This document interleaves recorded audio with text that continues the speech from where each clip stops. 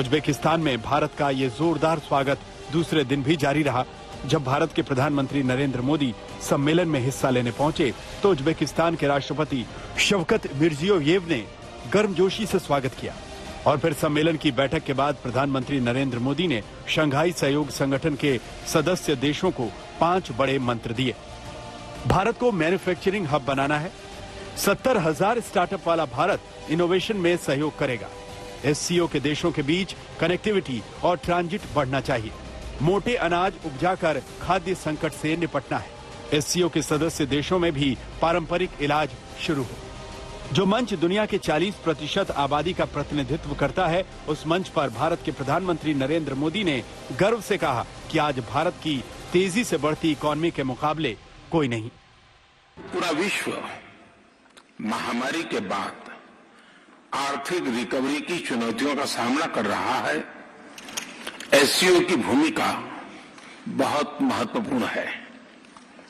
SCO के सदस्य देश वैश्विक जीडीपी में लगभग 30% का योगदान देते हैं और विश्व की 40% जनसंख्या भी एससीओ देशों में निवास करती है। भारत एससीओ सदस्यों के बीच अधिक सहयोग और आपसी विश्वास का समर्थन करता है। एससीओ को हमारे क्षेत्र में विश्वस्त, रेजिलिएंट और डाइवर्सिफाइड सप्लाई चेन्स विकसित करने के लिए प्रयत्न करने चाहिए। हम भारत को एक मैन्युफैक्चरिंग हब बनाने पर प्रगति कर रहे हैं।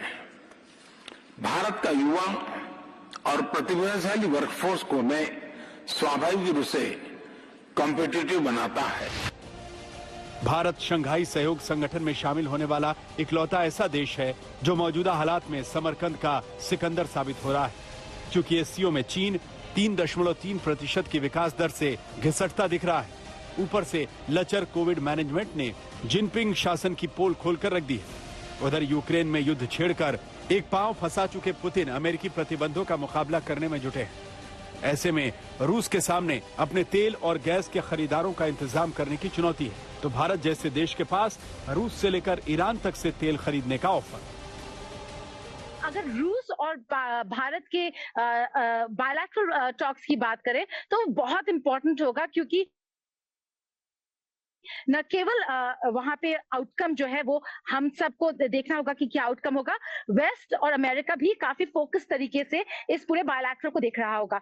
क्योंकि यहाँ पे बस ट्रेड कनेक्टिविटी की बात नहीं कर रहे हैं या सिक्योरिटी की। जो चर्चा होगी वो एनर्जी सिक्योरिटी में तेल क्या बढ़ा सकते हैं, कितना बढ़ा सकते हैं, किस प्राइस में, उस पर भी बात होने वाली है। और दूसरा बहुत इंपॉर्टेंट एस्पेक्ट होगा कि जिस तरीके से कॉन्वर्सेशन अब बढ़ गए अंजना कि रुपए रूबल में ट्रांजैक्शंस हो, वहां पे लॉजिस्टिक्स में कुछ मसले आ रहे हैं, तो उसको कैसे हल किया जाए, ये लीडरशिप लेवल पे बातचीत जरूर हो सकती है। समरकंद में प्रधानमंत्री नरेंद्र मोदी की रूस के राष्ट्रपति व्लादिमीर पुतिन और ईरान के राष्ट्रपति इब्राहिम रईसी के साथ मुलाकातों ने पूरी दुनिया को यह भी संदेश दे दिया है कि भारत अपनी ऊर्जा जरूरतों के लिए ना तो किसी गुट के दबाव में रहेगा और ना ही किसी का दखल बर्दाश्त करेगा।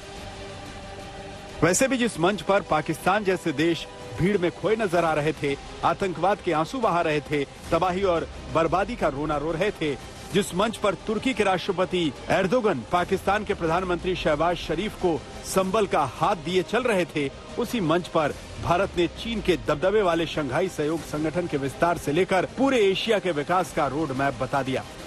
समरकंद से गीता मोहन के साथ आज तक ब्यूरो।